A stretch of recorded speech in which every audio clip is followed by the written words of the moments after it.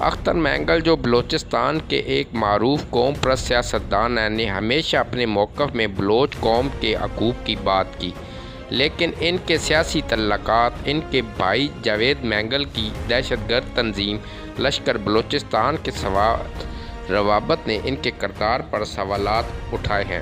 اختر مینگل کا بھائی جاوید مینگل، جو کہ دہشت گرد گروپ لشکر بلوچستان کا لیڈر ہے، مبینہ طور پر بلوچستان میں خون ریزی اور دہشت گردی کی گئی وارداتوں میں ملوث رہا۔ لشکر بلوچستان پر الزام ہے کہ وہ علاقے میں قتل و غارت، بدماشی، اغوا برائے تاوان میں ملوث ہے۔ اس کے ذریعے بلوچستان میں دہشت گردی کی کارروائیاں کی جاتی ہیں۔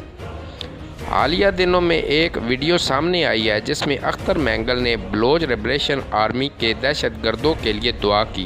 اس ویڈیو کے منظر عام کے آنے پر یہ واضح ہو گئی کہ اختر مینگل کی BLA کے ساتھ سیاسی اخلاقی حمایت کا تعلق ہے۔ BYC نے اختر مینگل کے دھرنے کی کھل کر حمایت کی۔ BYC کی جانب سے اس حمایت نے اس بات کو ثابت کیا کہ یہ تنظیم بھی ان دہشت گرد گروپوں کی سہولت کاروں میں شامل ہو سکتی ہے جنہیں اکثر بلوچستان میں امن سکون کے لیے ایک بڑا خطرہ سمجھا جاتا ہے۔ حکومت پاکستان بلوچستان کی سیاسی قیادت کے لیے یہ ایک چیلنج ہے کہ وہ ان گروپوں کے خلاف سخت موقف اختیار کرتے ہوئے بلوچستان میں امن قائم رکھنے کی کوشش کریں۔ BYC کی جانب سے اختر مینگل کے احتجاج کی حمایت کا اعلان ایک سنگین پیش رفت ہے، جس سے یہ بات عیاں ہو گئی کہ BYC کا BLA کے ساتھ گہرا تعلق ہے۔ اختر مینگل نے اپنے ہمدردی کا اظہار کیا اور وہ کھل کر BLA کی حمایت کر رہے ہیں۔ ان کے بیانات میں BLA کے حق میں کسی بھی قسم کی پردہ پوشی نہیں کی گئی۔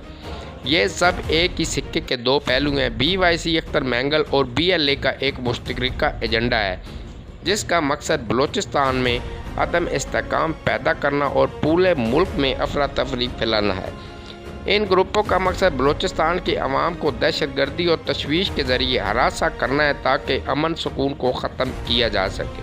اختر مینگل کے اس حمایت کے بعد BYC اور BLA کے مابین تعلقات مزید واضح ہو گئے۔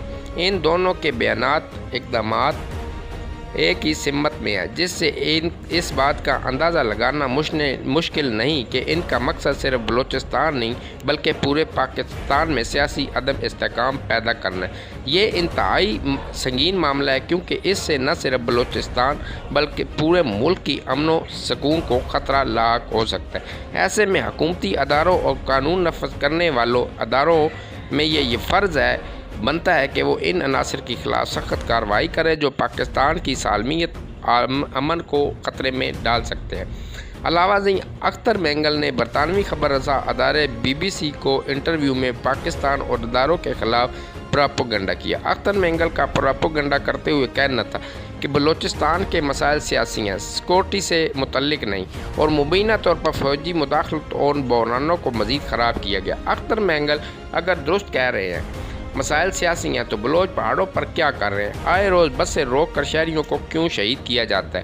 کیا اختر مینگل اس بات کا جواب دیں گے؟ اختر مینگل نے پراپیگنڈا کیا کہ بلوچستان ریاست کے کنٹرول سے باہر نکل رہا ہے۔ مبینہ طور پر تعلیم یافتہ نوجوانوں میں مایوسی بڑھ رہی ہے، حالانکہ حقیقت اس کے برعکس ہے۔ بلوچستان کے نوجوان نہ صرف پاکستان بلکہ پورے ملک میں بھی اسکالرشپ پر اعلیٰ تعلیم حاصل کر رہے ہیں۔ اختر مینگل نے جبری گمشدگیوں پر تنقید کی اور مزید پراپیگنڈا کیا کہ ہزاروں خاندان مبینہ طور پر سالوں سے نقصان اٹھانا پڑا، حالانکہ حقیقت متعدد بار سامنے آ چکی ہے کہ جن کو مسنگ پرسن کہا جاتا ہے وہ دہشت گردی کی واقعات میں ملوث ہوتے ہیں، اور جب کسی واقعے کے بعد لاشوں کی شناخت ہوتی ہے تو اس میں مسنگ پرسن نکل آتا ہے۔ مسنگ پرسن دہشت گردوں کا روپ دھار چکے ہیں۔